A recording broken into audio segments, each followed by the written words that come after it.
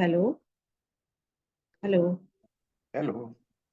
Yeah, is the session started or not yet? Who are with me? The session has not yet started, but we can do so because it's 6:20. Okay. So if we are all there, We already 6:22. I hope also all presenters are available at the moment. So very warm afternoon and welcome to this late afternoon. I think you have had a kind of like insightful session or day today already at Vienna Tropentag. Just briefly introduce myself, Martin Wiele, currently not at Vienna, but at Witzenhausen, University of Kassel, and I will chair the session today together with you. I have seen a large diversity of poster presentations in terms of content. So basically natural resource uses, forestry products, management of agriculture and forest land. I'm looking very much forward for activities. We see that there's about 15 poster presentations that we have to fit into 40 minutes.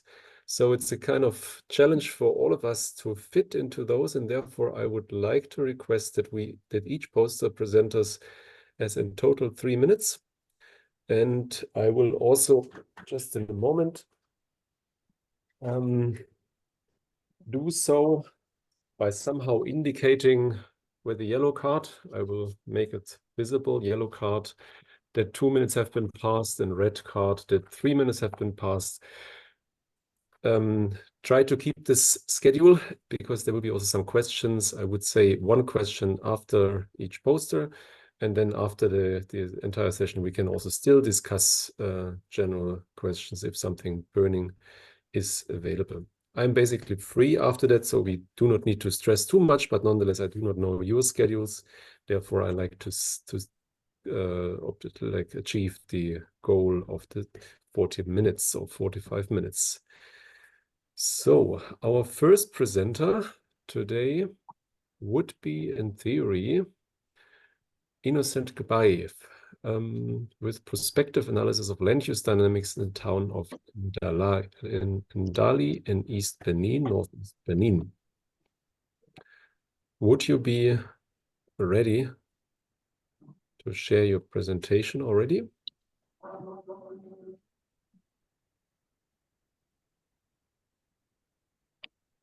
The person might be not around. If this is the case. Please, Professor, I have a question. Yes, please.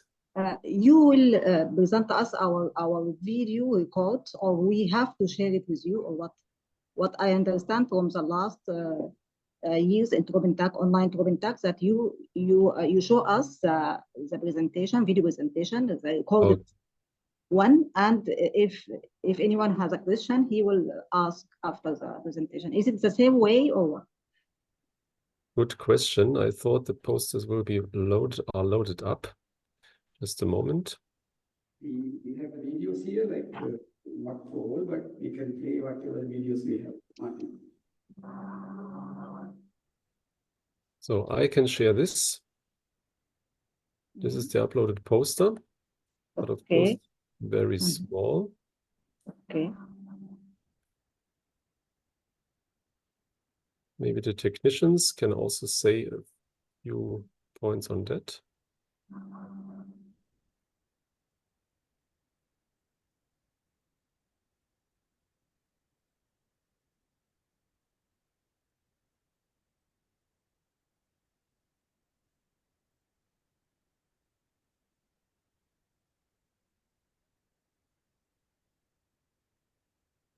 So there will be video poster presentations shared, started by the technicians. Hello, Professor. Yes. Sorry, we uploaded a video. It was not a one page. This is my question. A PowerPoint video. Exactly. Not the poster. Just a moment, you can find the current number of posters. No, For some reason, the technicians should upload the video or should start the video. This is what I was instructed. Okay. So Yeah, I thought that like we already uploaded the video, so then you guys should like open the video, like the recording. yes, but I don't have the access to the recordings. So this is Behalf of my calls, therefore, welcome you to our poster and here audit.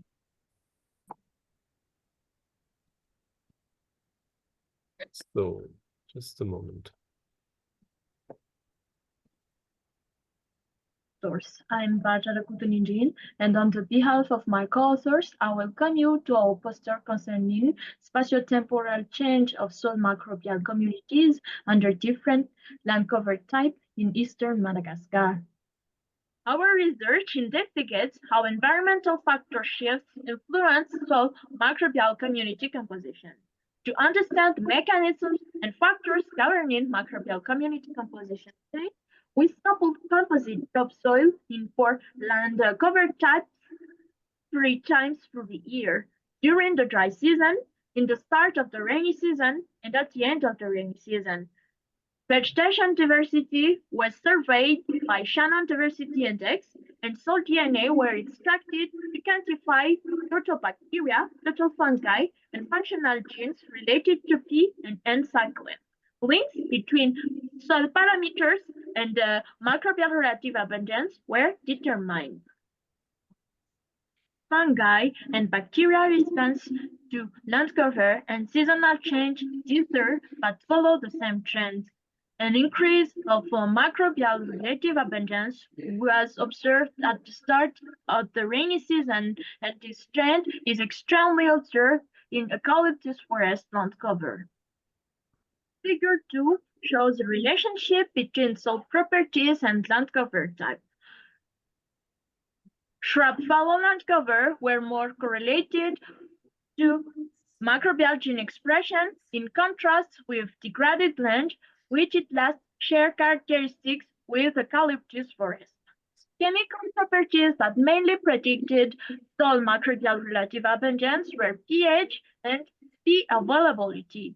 Soil texture has also influence on soil microbial gene expression, as for NIFC, which is mainly predicted by sand components.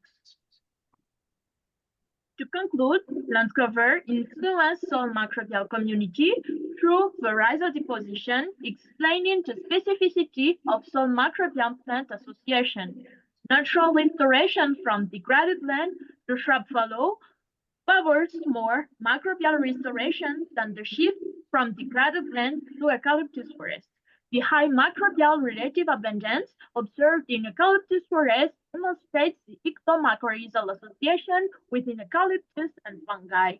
An increase in soil moisture enhances soil microbial activity. However, the decrease of microbial gene expression observed at the end of the rainy season implies the co-occurrence of multiple mechanisms in nutrient upcycling. So microorganisms and plants may compete for available nutrients, and the functional traits of microorganisms may be inhibited. Thank you for your attention, and I'm looking forward to your comments and your questions. Thanks a lot, dear Laliana, for presenting us the interesting and well concise research. Are there questions by the people in the audience here?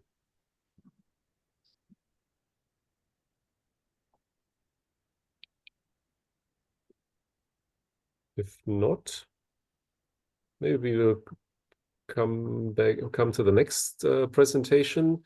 While presenting, maybe to the technician in Vienna, there was some boxes on the screen, so maybe this can be fully avoided or reduced, so we can have a clear view on the presentation.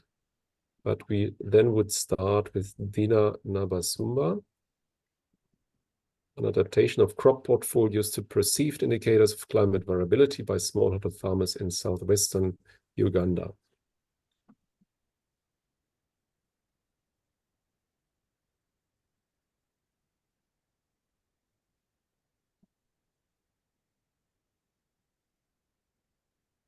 In case you have questions in between technical sides, but also in content related, welcome to raise your hand.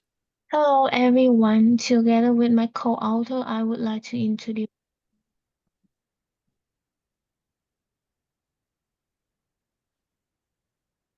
Yes.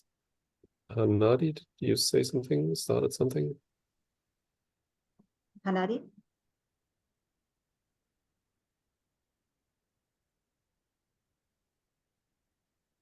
Hello, everyone. Together with my co-author, I would like to introduce our poster titled Silver on the Mountain, Value Chain of Mochila in Nepal. Our study focused on demonstrating the flow of moral mushroom from stakeholder to the end market.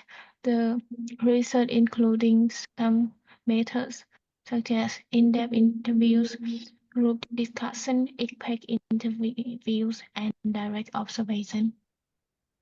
The value chains map the journey of morals from their source to markets, including both domestic and international, with India being a key destination.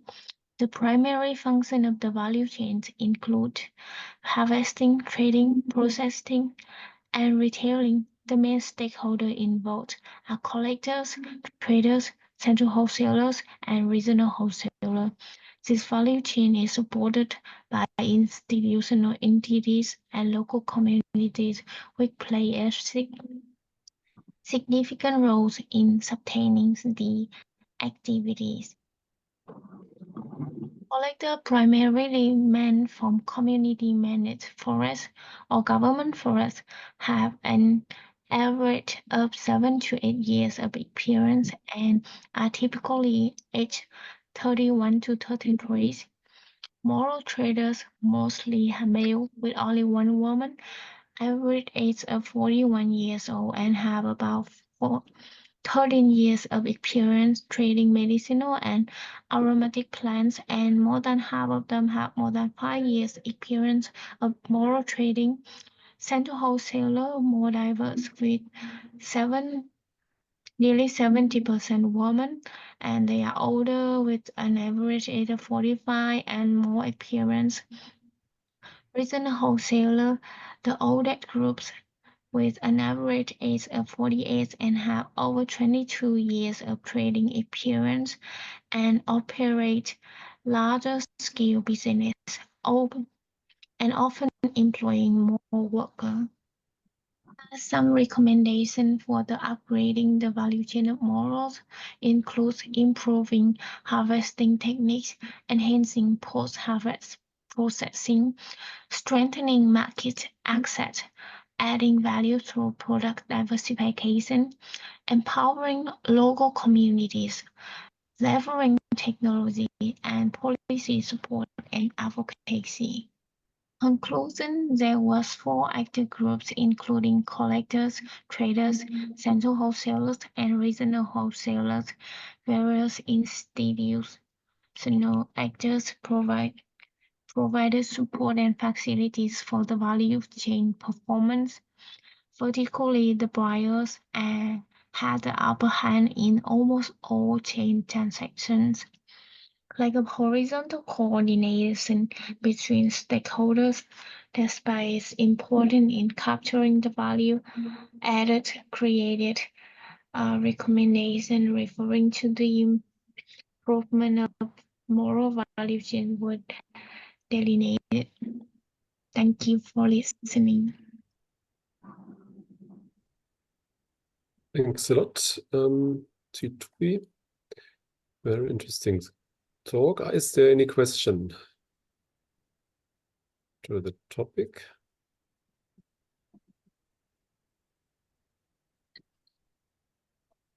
Maybe I ask one question. How threatened is Moschella in Nepal? Is it a common species, or are there some regions that might be overexploited already? Or how's the situation in Nepal at the moment? Thank you so much for the question. So, I would like to answer your question. So, it's a price like a high price mushroom in Nepal, and then recently it's haven't overexploited yet, but the main problem for the value chain of morals in Nepal is that they only have like the collector, so they only collect the mushroom from the wildlife, so they haven't have any cultivation plan yet, and then the processing morals mushrooms in Nepal is just the basic one. Like they only dry the mushroom and do some kind of manufacture, like semi-processing, like dries and put it to the basic manufacturing. And so it's make the products is not really diversified. So that's why I have some recommendation for improve the technique for the processing of the products, and then manufacturing for diversifying the product. Okay, thanks a lot. Are there other questions?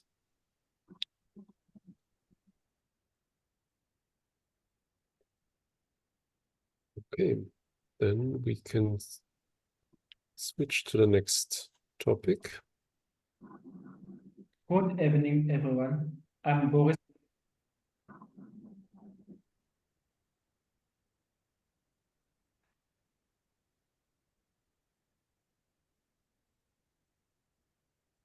Good evening, everyone. I'm Boris Ouattara, researcher at the Tübingen Institute in Germany, and also a PhD candidate defending soon at the University of Würzburg, also in Germany.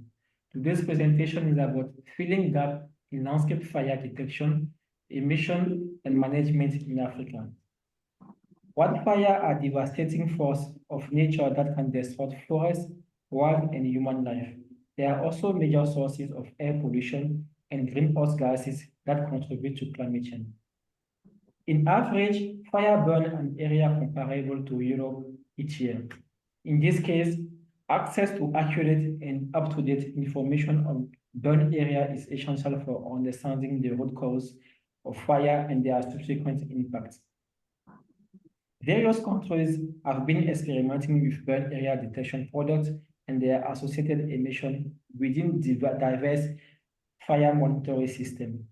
However, there is a lack of harmonization on information about fire in Africa. Majority of the cases focus on a narrow area with an inconsistent approach leading to increased uncertainty. We introduced two products from our fire information system tool named Wascal Fire Toolbox, with the intended goal to standardize information about wildfire by including small and fragmented fire, often means by current inventory, and we also try to cover some larger area, with the possibility of delivering information at the near real time. The first product is the burn area product delivered at 250 meters, created with various satellite dataset. The workflow of the burn area algorithm can be summarized by these 5 major steps. So we obtain a biweekly dataset at the end. As an example, we have here beside the burn area surface map for the year 2019 for Africa. The second product is the fire-induced emission inventory composed of 40 species like methane, carbon dioxide, and other greenhouse gases emitted during fire. It is estimated following 3 main steps using fire-radiative energy from various active fire, and we obtain emission at a spatial resolution of 0.1 degree up to 375 meters. So there again, we have the dry matter burn emission for Africa in 2022. Overall, this product will serve as climate and ecosystem service, aligned with the objective of empowering decision-making and policy development regarding fire monitoring and emission and mitigation strategy in African region. The tool will be overseen by Wascal Competence Center. Wascal stands for West African Science Service Center on Climate Change and Updated Land Use. The findings derived from this research will prove invaluable in the planning and monitoring of prescribed burn, and this may also serve as baseline for future fire and mitigation projects. Thank you for listening to me, and I'm available for question and other subjects. Thank you very much. Thank you very much, Boris. You are also around, or you're not? Yeah, you are around. Yeah, I'm around here. Yes. Are there any questions?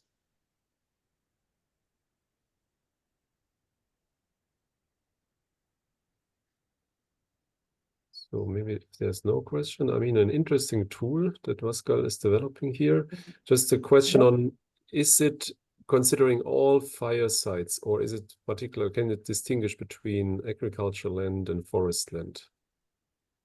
Yes, overall, the river project will know the type of shell burn, if it is agriculture or forest or crop, whatever. So we get this kind of derivation because it is accompanied by the land use and non-cover information and also the uncertainty layer. Okay. Okay, please, Professor. Yes. Hello, I am Hanadi. My poster presentation is before this one, and we don't show it. Can I know what is the problem? Yes, you also wrote via chat. I also do not know the problem why the sequence is not maintained so far. I understand that there's not everybody around, so the poster or the talk might not be shown. But so far, I also missed actually two more if people. there is a problem, you can show the poster, and I will speak in 3 minutes. So how are we going to present? Are we going just whoever loads talks or what? So there was Yandro Jimenez. I'm not sure if the person is around. Doesn't look like. That was the third in position. Okay. So if you can maybe do the third, and then we do Hanadi. And after Hanadi, Joshua Agre. Okay, is my presentation is ready, or I have to speak? I am Hanadi. Yes, I would say we keep the order, or we try to reorder again. So yeah, thank you. Yandro Jimenez, although he's not around for any discussion, if the others are not around. Doesn't look like. Maybe we just let it play. And in case you have questions, you can contact still the authors for further answers. Yeah. So who goes next?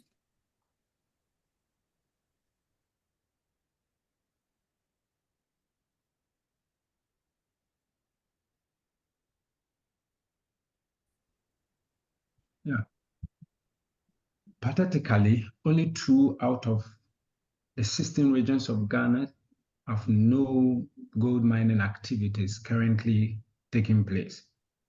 A study recently conducted in Ghana revealed that most mining communities in Ghana have seen a surge in maternal deformities where most babies are born without sex organs. There was also a nationwide water rationing due to the heavily contaminated water bodies where water treatment plants have either ceased operation or more chlorine be above and beyond the recommended limits are added for the treatment of water for domestic purposes.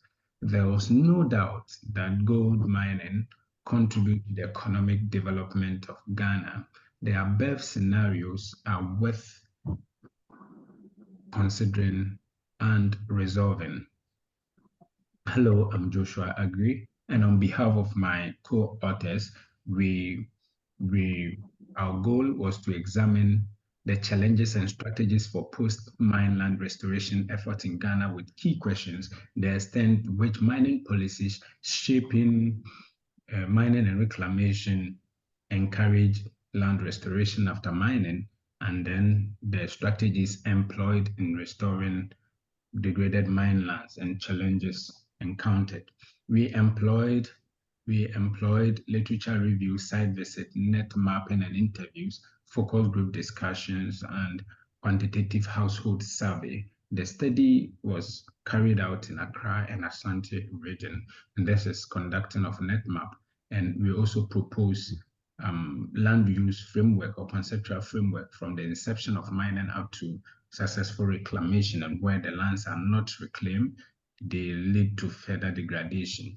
We found out that the policies governing land restoration are just generic. They lack details. There is no specificity, no direction, no guidelines as to how reclamation or restoration must be done. Another interesting finding was the neglect of certain critical actors such as geologists, where miners lack geological information, get into the field, conduct trial and error method of mining, and abandon the site in the long run.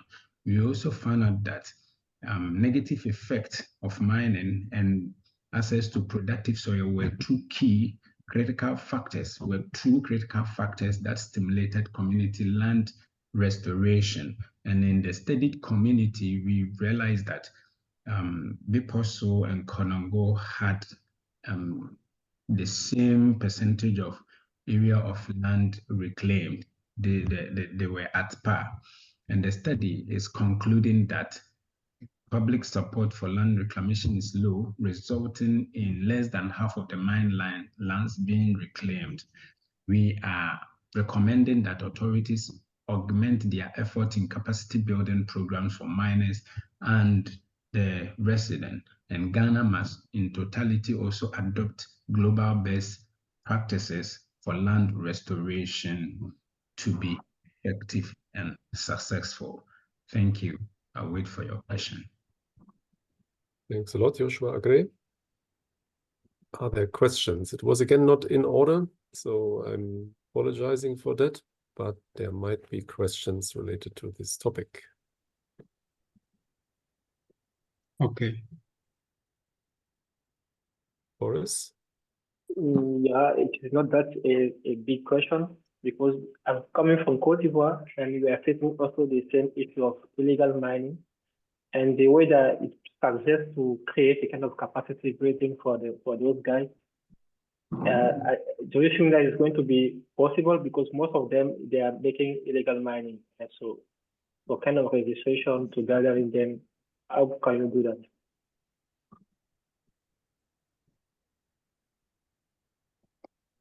Yeah, so from the study, it's emerged that the authorities get to the field, from the bottom up, and then train some of the farmers, get in touch with them through the locals, and then give them the education, give them the training they need. Because at some point, you realize that by no means the locals are going to stop mining. And so there is a need for policies to shape how these mining activities should be done. And so the authorities must get to the field, get in touch with the miners, and then train them so that they can have the ability or the capacity to do the correct mining. Mm-hmm. Okay. Are there further questions?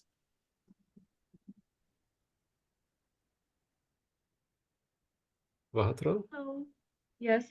I am Fahad. My question is for Joshua. Are the mining industrial or traditional, and what will be the use of land after recovering? Because my question is about how will the people deal with the product used when gold mining? That's all. So I think I didn't get it correctly, but you were asking two questions, like what will the land be used for after reclamation, if I'm right? Yes. I got So from the framework that was proposed, we realized that when the land is successfully reclaimed, then Yeah. it can be used for agriculture, aquaculture, settlement. And so we realized from the study that more critical actors have been neglected along the mining value chain. And so like extension officers, like geologists, they were critical actors, but they have been neglected. And so there should be a test of the soil analysis, and there should be soil analysis after gold mining, after land reclamation or land restoration, to know that if it will support plant growth. Because when a land is successfully reclaimed or restored, you should be able to support agriculture. That is bringing it back to its original glory. So it should be able to support either agriculture or aquaculture for production of food and fishes. But you should test to see whether these chemicals that were leached into the soil have been controlled, and it will not have impact on the consumers because they have consumed product from the field. Yeah, so I think that is one. And then the second one, could you please come again? My question is about how they deal with the chemical used when how do you clean the land, the leaked chemical product do you use specific product, or you promote natural restoration, or Yeah, so it's basically like this. We know from science that when the land is restored, that is through maybe rich vegetation, the plant for a period of time is able to take out most dangerous chemicals like the mercury, the cyanide. And so most of the root crops we grow on our land are like cassava, yams, etc. These things pick or take up the critical negative substances that were leached into the soil. So that's what we were saying, that yes, restoration can be done, but it could also be used for agriculture. The crops should not be eaten until soil analysis have been done, even prior to planting, to see that the soil will be able to produce edible root crops. Other than that, you have that cycle so that consumers go there, they pick the root crops, they eat, and then they are getting diseases that have been recorded so far. And so it will be through planting, revegetation, that will be able to control the negative impact of mining, like the cyanide, the mercury. It takes time, but I think that's the most important way. And then in Australia, we found out that we were comparing global best practices. What they do is that they scoop the topsoil, preserve it, cover it with grasses, and then preserve it so that during reclamation or land restoration, after filling with all the necessary materials, they then label or lay the topsoil back. So you have the original topsoil, and it helps the land to regain its fertility. And that is also lacking in Ghana case. So that is what we found. Okay. Thanks a lot, Joshua, for your extensive answers. Try to be short and right to the point. Also for the next ones. And we go now finally to Hanari Shawgi from Sudan. Sorry for the shuffle. Sudan. Okay, my presentation is ready, or shall I make it in live? It will be likely started.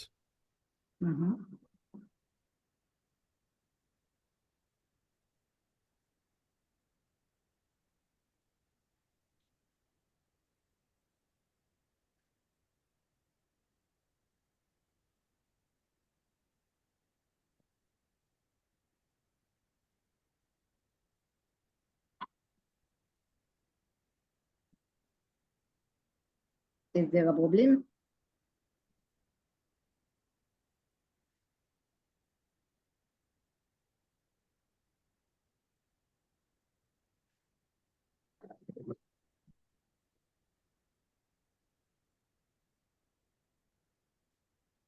So the video is available, this is what I know, but it must be still started.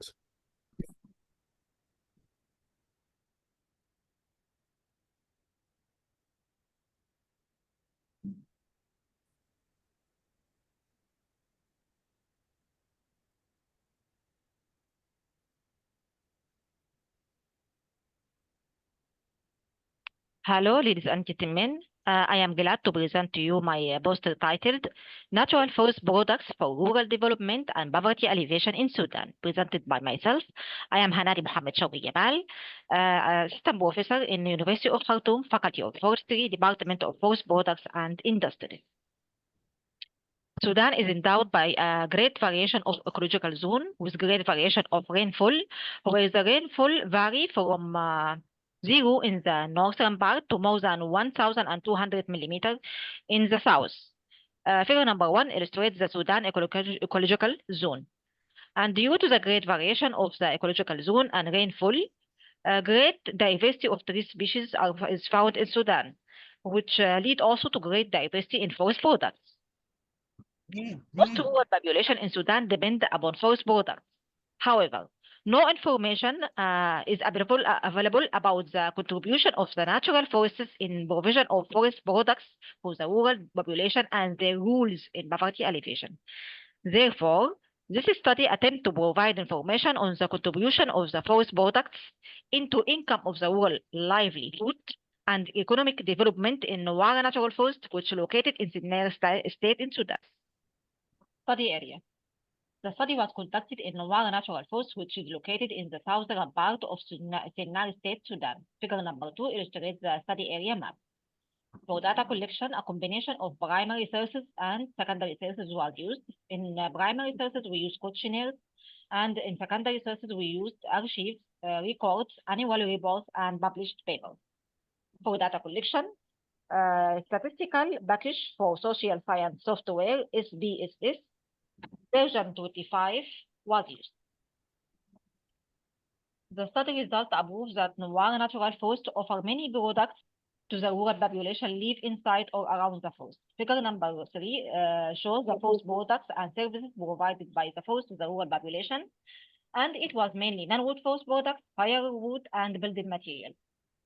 Figure number 4 shows the types of non-wood forest products provided by the forest to the rural population, and it was mainly higglic forest fruits from Balanized Egyptiaca tree and gum arabic from Acacia sayal tree.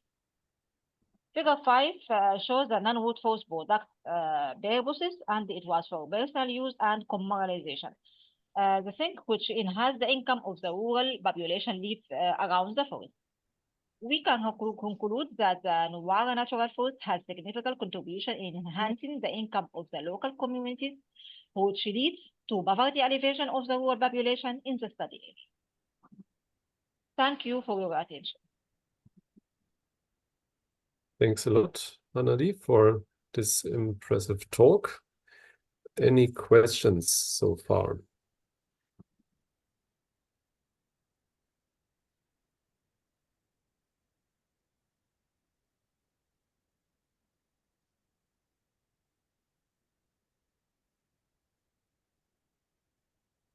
Okay, so you're currently studying at Tarrant, as I see, from Dresden Tarrant.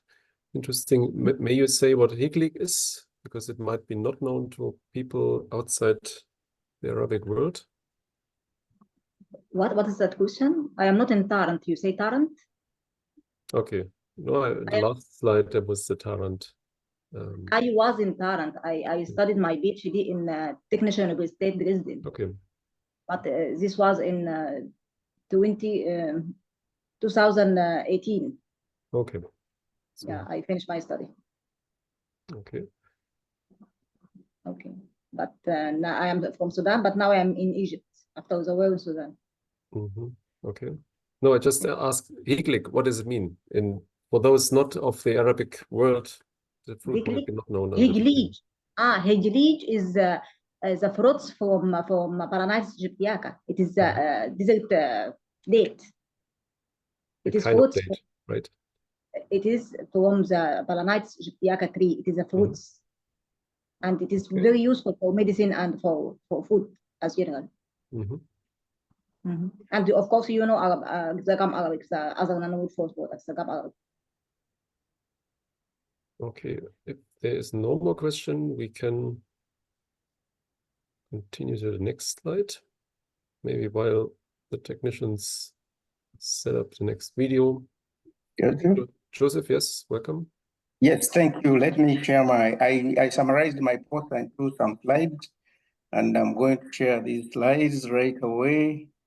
And so it will be... Okay, you would be the last one. I would like to keep the order according to the program. So this The one is next looking one, at the next one would be long-term changes in land cover, floristic and structure of one of the forests in Uganda called Mpanga, and also looking at facts from satellite images and observational plots and their relevance for forest ecology and management. And then there are highlights from the research. I'm just going to show you a few slides. That between 1990s and 2023, the extent of natural forests, shrubland and grassland declined. And of course, the settlement and cropland increased, and that has a long-term impact. And between 1994 and 2023, the tree species composition definitely shifted, mainly driven by changes in relative abundance of dominant species. And a significant decline was recorded in tree species. And of course, we monitored land cover and the floristic vegetation cover. And when you look at the species richness, you see that in the 1990s and the 2023, there is always a reduction in the species richness as you see. Objective of this long-term research was mainly to understand the linkages between institutions, conservation and development. And specifically, we are monitoring the condition of these forests and looking at the deforestation, afforestation, and to monitor and report on the activities and outcome achieved by the communities living around these forests, and analyze how socioeconomic, demographic, political, and institutional factors affect the forest resources in the country. And of course, to build capacity on the different user groups that use these forest resources. And in terms of this is the Mpanga forest itself that we carried research on. And we have been having these georeferenced plots that we have been visiting every time that we go there since 1990s. We went there in the 2000 and between 2010 and 20, and then until 2023. And we see that, of course, this forest is located as it should be, but in terms of the results, you start seeing vegetation really declining with time.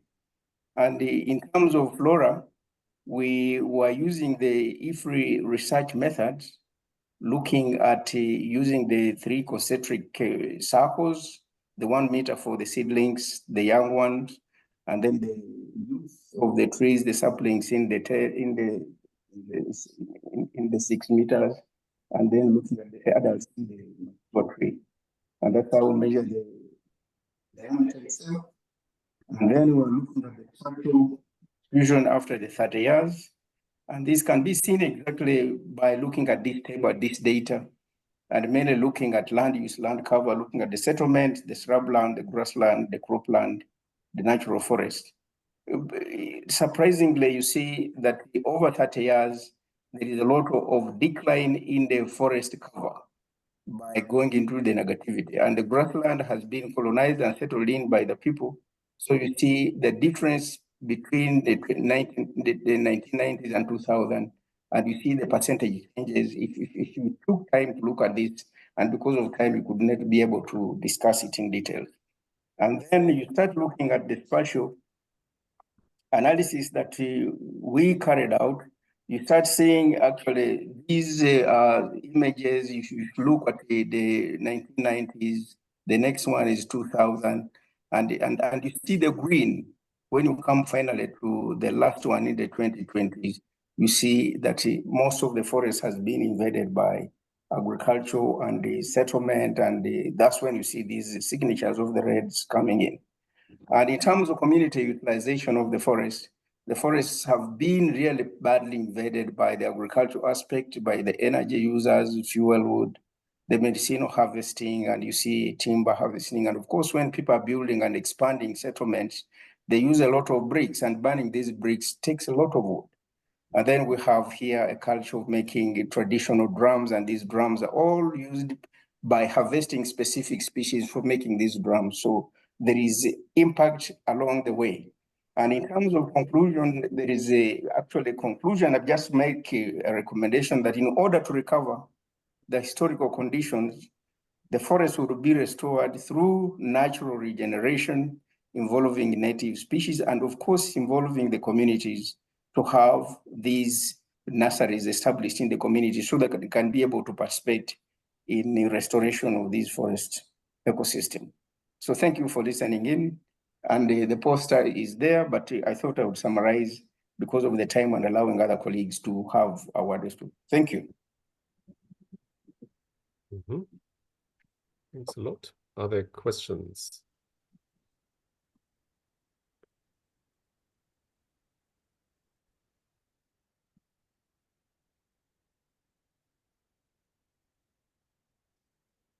So deforestation is something, especially in Africa, that is at a great pace at the moment because of different issues, population growth, but also more and more agricultural production, global agricultural production. So it's very interesting and good to monitor these things. Is there any effect so far on the monkeys that you have here in this sanctuary, or did you observe this as well?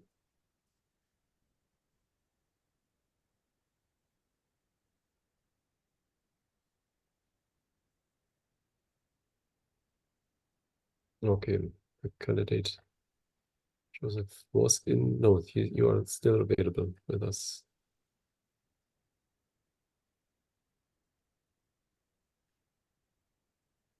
Yeah, what I was saying is that the ecology is impacted. Therefore, other than the flora, the fauna is also, the insects, also the birds are affected accordingly. Mm-hmm. Yeah. Are there more questions? If not, we can also continue with Afua. I would propose Afua Amponsa, but Afua is actually not around, so we could also say, no, Afua is around, so we could start the video of her.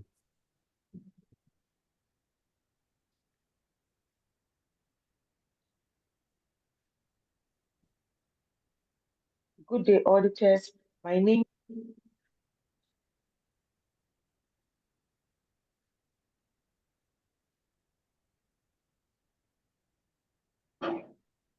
Good day, auditors. My name is Efian Ponsa Mankwa, and on behalf of my co-authors, I would like to welcome you to our poster presentation on deforestation of Forest Savannah Transition Zone of Ghana, Wapin Fiema Monkey Sanctuary. Sanctuary is in the Forest Savannah Transition Zone in the Puno East region of Ghana. The transition zone has characteristics of both forest and savanna ecosystem, making it rich in biodiversity. The forest of the sanctuary serves as a habitat to different flora and faunas, including the white-eyed colobus monkey. It is a taboo to kill any of the monkeys, and this has contributed positively to wildlife conservation in the community. However, the forest does not receive the corresponding level of protection, and there have been reported cases of deforestation in the sanctuary. The aim of the study was to determine the forest cover type of the sanctuary and changes in the forest cover from 1992 to 2018 using integration of remote sensing, GIS, and field data. Figure 2 shows a flowchart of the methodology where satellite images were downloaded for the respective years and classified forest maps were generated for the respective year. Figure 3 shows a decrease in the closed forest cover and an increase in the open forest cover. There was a significant decrease in the closed forest cover from 1992 to 2018, and significant increase in open forest, farmlands, and built up, as shown in Table 1. Figure 4 shows a decrease in closed forest and an increase in open forest, as shown in Figure 5. This is disturbing because this shows a loss of biodiversity, not loss of trees, and also it is a threat to sustainable ecotourism in Ghana and emission of carbon dioxide into the atmosphere. There was an increase in farmlands as shown in process, and this is in agreement with the assertion that agricultural activities in most sub-Saharan countries happen in the transition zone. However, farmers in this study area practice large and burn agriculture, which is detrimental to the environment. Figure 7 shows an increase in built-ups. Most of the buildings here are built in a horizontal way, which occupies more land as compared to vertical. Conclusion, there should be education of the local population by the Forestry Commission, promotion of agroforestry practices, establishment of wood laws, intensification of monitoring activities by Forestry Commission, and use of high-resolution satellite imagery for classifying forest cover and predicting future changes. Thank you. Thanks a lot, Afua, for a very visible presentation. Or are there questions? Yeah, I have a question. Yes, please, Boris. Okay, thank you, FY, again for your presentation. I would like to know your working definition of what is a closed forest and what is an open forest. Okay, thanks a lot. Closed forest cover is a canopy cover of more than 60%. And its canopy is closed, which prevents sunlight from reaching the forest floor. That is a closed forest cover. 60% canopy, 50% or more, which obstructs sunlight from reaching the forest floor.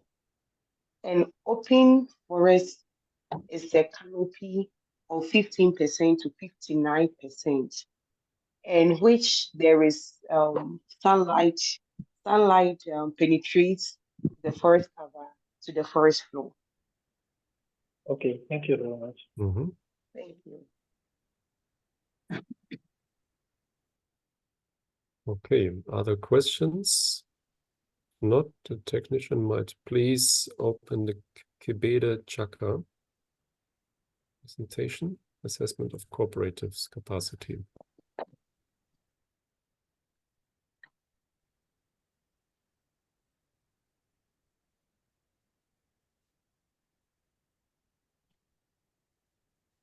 Okay, the video is not available of Kebede. Then we go to Fiona Weihrauch, who's also presented here or in presence with us.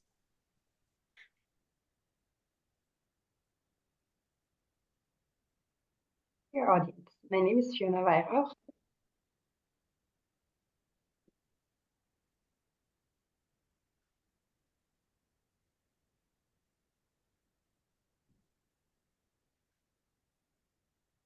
Dear audience, my name is Weihrauch. Together with my co-authors, I welcome you to our poster on community-based fire management. Lessons learned from the development and implementation in Cambodia's Tonle Sap Biosphere Reserve. Our research was carried out in the Our Tonle Sap project, which focuses on building resilient ecosystems and communities and aims to ensure that biodiversity can withstand rapid environmental change in the Tonle Sap Biosphere Reserve. In this zone, 2 communities were surveyed to identify and characterize the knowledge, attitude, and practices regarding fire management of members of the community fisheries. This was then compared to non-community fishery members living in the study area. The goal was to understand the current practices and base future approaches and management recommendations on this baseline assessment. The 2 communities were chosen from a total of 15 communities that were part of the project and thus pre-selected. The communities were visited twice to conduct the household survey, organize the focus group discussions, and conduct the key informant interviews.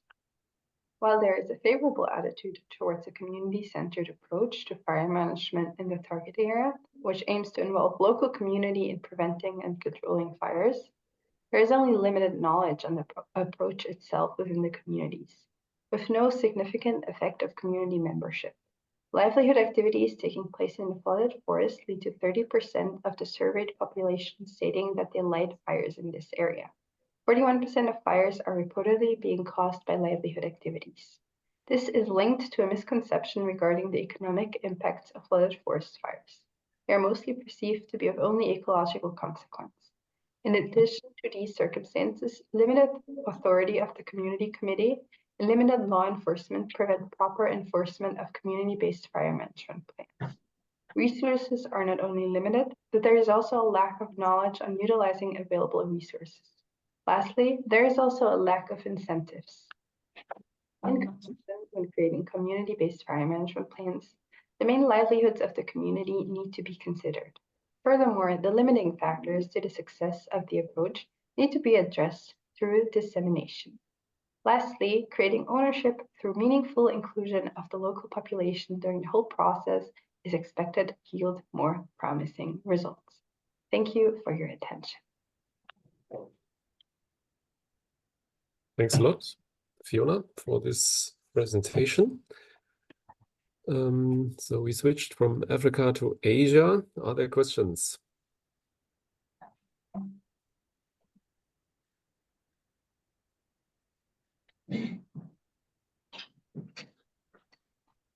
May I ask Hanidi? Yes. Hanadi? Shabdi?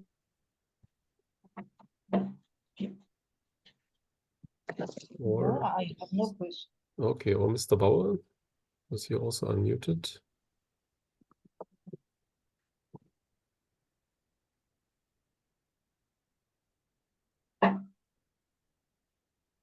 What is the main cause of fire in this region? Is it because of agriculture or because of other random fire events? For your question, it's mainly because of agriculture. That's the driving factor for forest fires in this region of Asia. And it's still this traditional practice of burning annual residues, but also maybe clearing forests for new agricultural land. Exactly, it's those two, and it's also in this area you have in the Tonle Sap area you have the Tonle Sap Lake, which enlarges about 4 times its size during the wet season. So during the dry season, people burn down forests to clear paths for their boats during the wet season as well, which then results in forest loss. Okay, thanks a lot. Well, if there's no more question, we can already prepare for the next talk. The person might not be around. I don't see. Or is it, who might it be? I do not know. Mengestab Hailu Ubui, Ethiopia. The person is not around. Well, we can still play. Hi, Tropentac 2024 conference participants. My name is Ethiopia. My poster presentation is on a background biomass models for trees and shrubs of exposures in granules in Ethiopia. I would like to acknowledge all co-authors in this work. My presentation. There seems to be no video along with the file.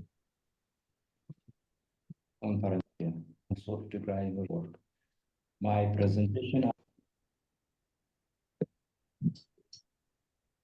The person is also not around, therefore it will be a bit difficult to discuss. And we could come to the last one.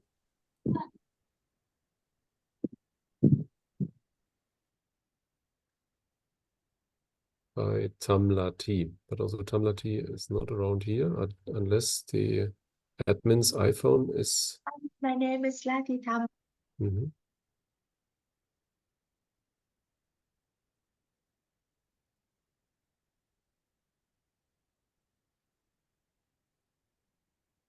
My name is Lati Tam, and together with my co-author, we are welcoming you to our presentations on economic efficiency of acacia timber production in Vietnam, attributed to the growing global demands for timber products and considerable foreign direct investment. The goods-based product manufacturing and export sector in Vietnam have developed rapidly. The Vietnamese goods-based products are currently exported to over 170 countries, making Vietnam the 4th largest global furniture exporter and the largest wood chip importer. Plantation forests plays an important role in sustaining the material supply for the country's forestry sector, especially after the restrictions of timber harvest from natural forest in 2014.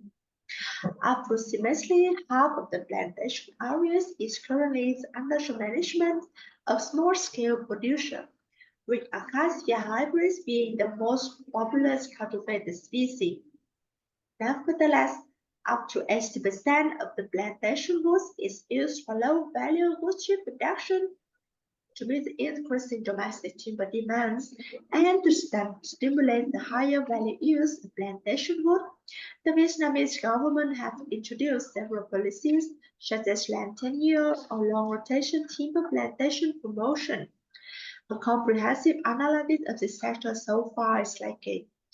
Therefore, this paper was conducted to elucidate the economic efficiency of different acacia hybrid timber plantation models, with rotation ranging from 5 years to 12 years in Quang Tri province, where the species has been cultivated for approximately 30 years. More than 300 households was interviewed following a stratified random sampling approach. We use a cost-benefit analysis and Schwarzman models for data analysis. The finding was validated in the group discussions and expert interviews. Our results demonstrate that the diameter, the total heads, and wood volume shows an increasing trend. Furthermore, the wood volume increased sharply from the year 5 to the year 11. However, from the year 12, the growth of wood volume decreased. The results also demonstrated that acacia hybrid production was financially profitable for timber production, with the 11 years rotation plantation models indicating the highest benefit cost ratio of 3.9. In addition, there was an increase in NPV as the length of the plantation rotation increased from 5 years to 11 years. However, a reduction of NPV was recorded at the 12-year rotation plantation model with 2,769 USD per hectare. A same trend was observed with PCR, IRR, and AEV. The result served as a basis for the further policy recommendation to promote the longer rotation plantation in Vietnam. For example, by raising the awareness of the producers or by applying innovative technologies in timber production and processing. Thank you so much for your listening. Thanks a lot, team, for this presentation. Are there questions? Sorry, Tammy.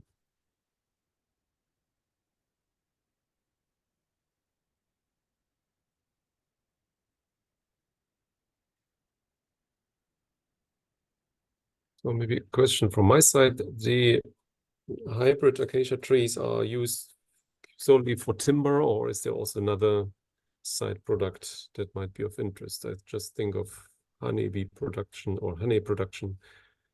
That might be also something stemming out of these plantations.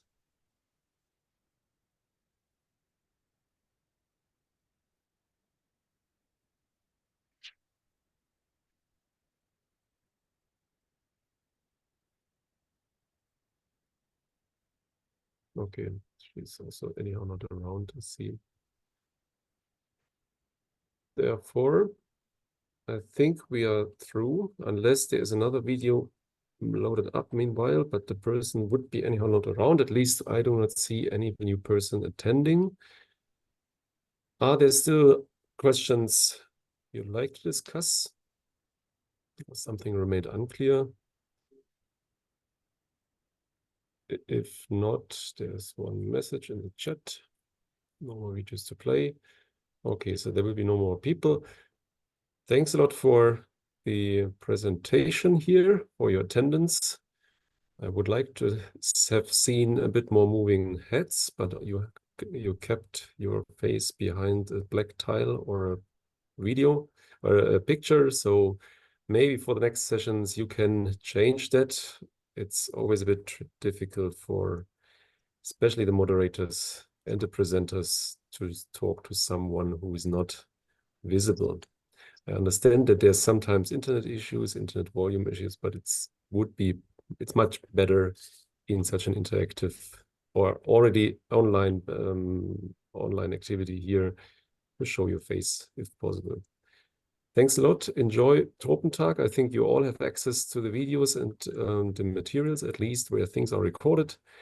I will also be there from time to time. I'm not active on WOVA, but you can contact me in case there's interest in joint collaboration further. I'm dealing more with agrobiodiversity, so welcome to contact me. Otherwise, enjoy Tropentag and have a good evening. We are almost in time, 25 minutes too much, but we know that there were some issues behind. Okay, have a good evening and see you maybe next Tropentag.